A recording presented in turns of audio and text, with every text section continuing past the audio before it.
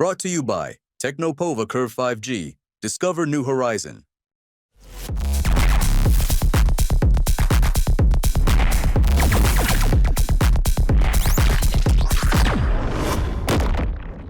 ये तस्वीरें हैं 7 जून की, जिसे पूर्व मुख्यमंत्री अशोक गहलोत ने अपने सोशल मीडिया प्लेटफॉर्म एक्स पर पोस्ट करते हुए लिखा था।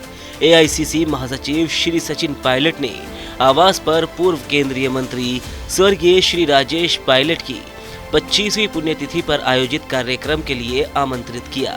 मैं और राजेश पायलट जी 1980 में पहली बार एक साथ ही लोकसभा पहुंचे और लगभग 18 साल तक साथ में सांसद रहे। उनके आकस्मिक निधन का दुख हमें आज भी बना हुआ है।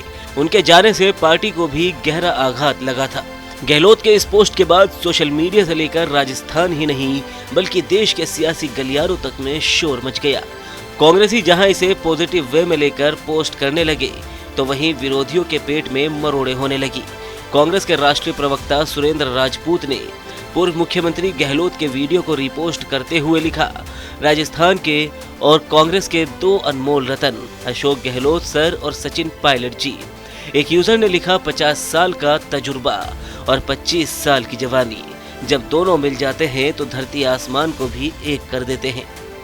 अब इन दोनों की मुलाकात पर बीजेपी के प्रदेश अध्यक्ष मदन राठौड़ ने क्या कहा, वो सुनना भी बड़ा दिलचस्प है। कल की जो अप्रिय घटना हो सकती थी, उसमें कांग्रेस के नेता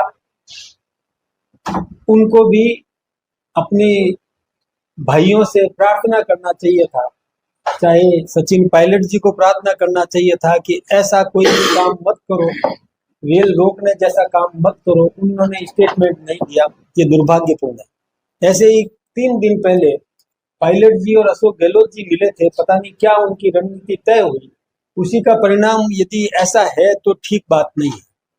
यदि ऐसी स्थिति है, मैं यदि शब्द प्रयोग कर रहा हूँ, मैं फिर से साफ कह रहा हूँ, यदि इन दोनों के मिलने से यह स्थिति उत्पन्न हुई है तो दुर्भाग्यपूर्ण है। एक कहावत सुनी होगी, बिना सर पैर की बात करना।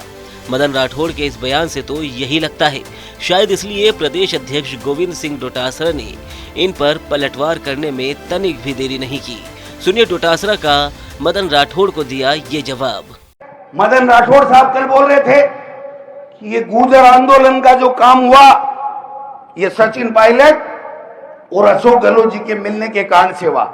अरे आपके बीजेपी के विजय बैंसला, जो आपकी पार्टी का मेंबर है, आपका विधायक का प्रत्याशी रहा है, उसने गुर्जर आंदोलन की अलग जगाई और वहां इकट्ठा किया।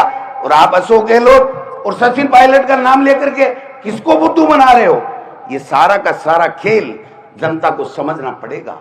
ये बेईमानी की बात करने वाले लोग हैं, ये बेईमान लोग हैं, आपस में लड़ाने का काम करते हैं। यहाँ इस ओम प्रकाश नागा ने काला झंडा क्या दिखा दिया। अब 7 जून को गहलोत पायलट की मुलाकात और गुर्जर आरक्षण आंदोलन की 8 जून की अलख को भी जान लेते हैं।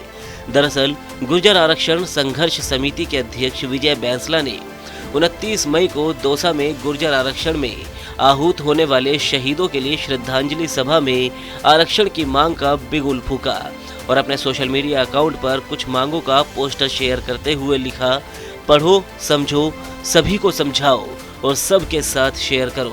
जय हिंद, जय देव नारायण। इसी के साथ प्रदेश में एक बार फिर गुर्जर आरक्षण की चिंगारी धधकने लगी और 8 जून को जब विजय बैंसला और सरकार के बीच समझौता हुआ और उसका मसौदा लेकर विजय बैंसला महापंचायत में पहुंचे और उसे पढ़ने लगे, तो वहां बैठे कुछ युवाओं ने इस समझौते से नाराज होकर रेल की पटरियों पर डेरा जमा लिया और उन्होंने ट्रेन का चक्का जाम कर दिया। इसके बाद स्थिति बिगड़ती देख आईजी राहुल प्रकाश ने स्थिति को संभाला। अब यहाँ ये जानना बड़ा दिलचस्प है कि आखिर गुर्जर आरक्षण संघर्ष समिति के अध्यक्ष विजय बैंसला का बीजेपी से क्या लिंक है। तो आपको बता दें, विजय बैंसला 2023 में बीजेपी के टिकट पर देवली उनियारा से कांग्रेस उम्मीदवार हरीश मीणा के सामने खड़े हुए थे, लेकिन उन्हें हरीश मीणा के सामने हार का सामना करना पड़ा।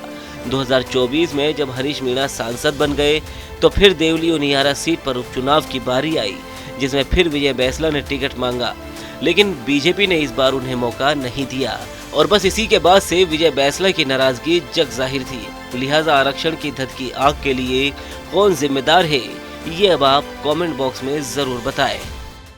Brought to you by Technopova Curve 5G. Discover new horizon.